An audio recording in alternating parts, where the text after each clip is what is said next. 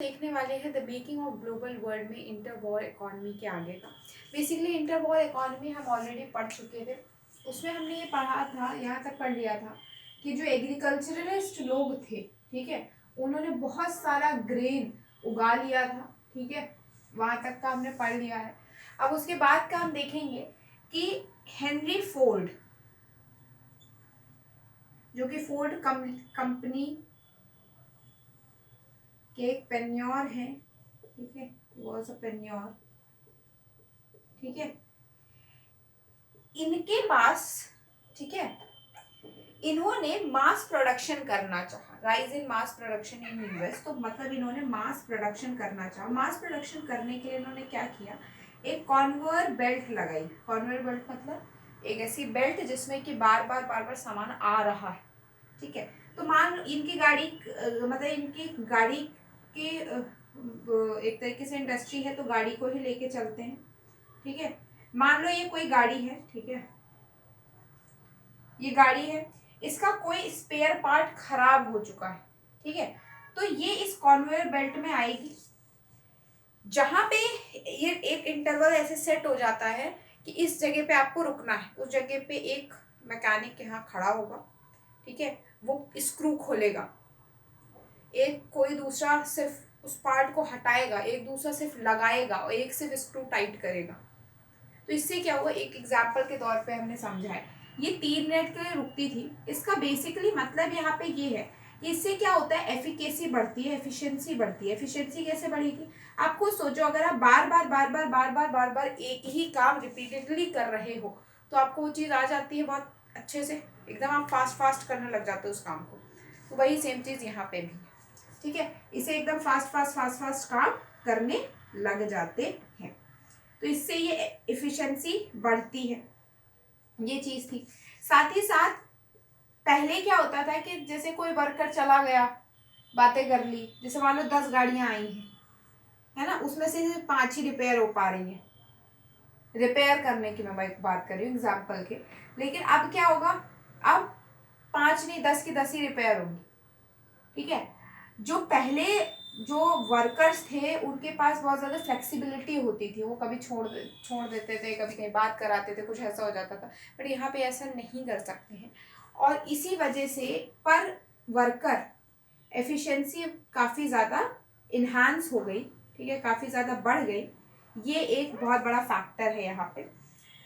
साथ ही साथ इन्होंने इनकी वेजेस भी डबल कर दी। डबल करने का क्या मतलब है, डबल क्यों करी, ठीक है, डबल इसलिए करी क्योंकि ये लोग काम छोड़ने पे आ गए कि हम काम छोड़ देंगे ये वो, तो उन्होंने कहा कि तुम्हारी वेज ही डबल कर देते हैं।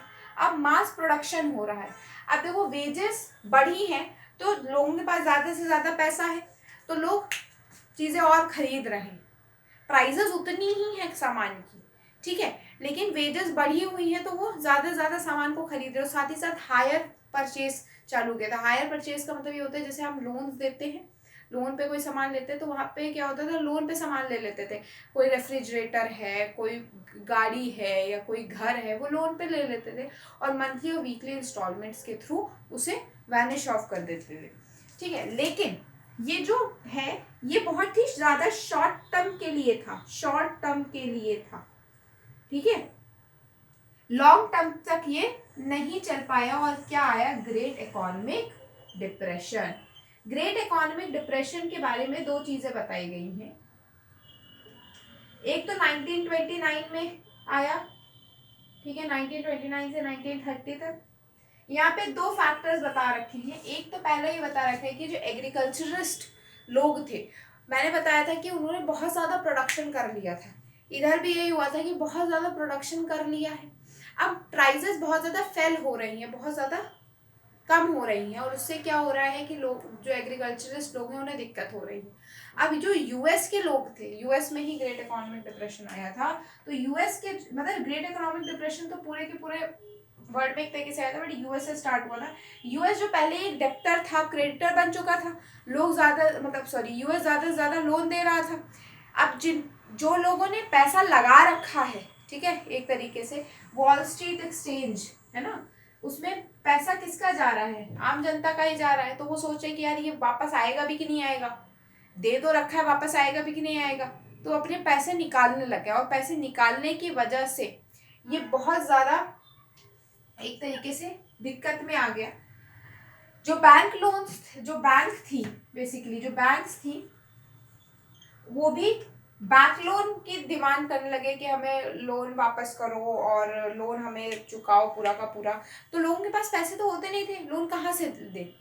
तो क्या करते थे, मतलब उस टाइम पे लोगों के पास पैसे नहीं थे, तो वो क्या कहते थे कि आप सामान ले जाओ। अब वो सामान लेके तो चले जाए बैंक वाले, लेकिन उसको खरीदने वाले ही कोई नहीं मिलता था। नीलामी होती है, नीलामी में कोई 4-5 जना, 10 जना, 12 जना आता है, लेकिन 10-12 जना आएगा तब तो वो नीलामी होगी। 10-12 जना आएगा ही नहीं तो कहाँ से नीलामी होगी। किसी के पास भी पैसे नहीं थे, क्योंकि ये जो यूएस एक डेप्टर था, क्रेडिटर बन चुका था, इतना ज़्यादा पैसे लेंड करता था, इतना ज़्यादा पैसे लेंड करता था कि इसके लिए खुद ही दिक्कत बन गई ये चीज़। ठीक है, इसके साथ ही 400 बैंक करप्ट हो गए, मतलब दिवालिया हो गए, ये बैंक्स का नंबर है। और 1,10,000 आपकी इंडस्ट्रीज बंद हो गई, कोलैप्स करके बंद हो गई। ये था ग्रेट इकोनॉमिक डिप्रेशन। तो हम इसके आगे का नेक्स्ट वीडियो में पढ़ेंगे।